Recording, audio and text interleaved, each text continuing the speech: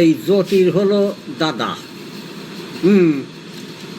এ ঘুমোচ্ছে না, আমি বলতেছি যে ঘুমোচ্ছিস নে, তোর কি হয়েছে?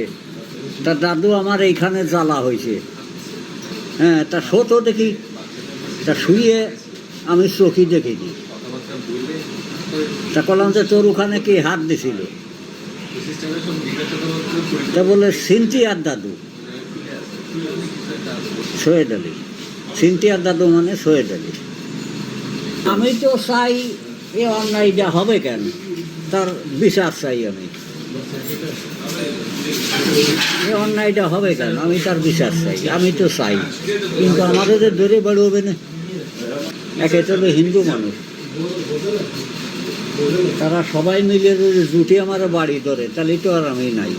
বাচ্চাটাকে আমাদের ওয়ার্ডের সিস্টার দ্বারা পরীক্ষা করায় এবং পরীক্ষা করে দেখা যায় তার জনিদারে একটু আঘাতের চিহ্ন আছে এবং যার কারণে একটু ফুলে আছে।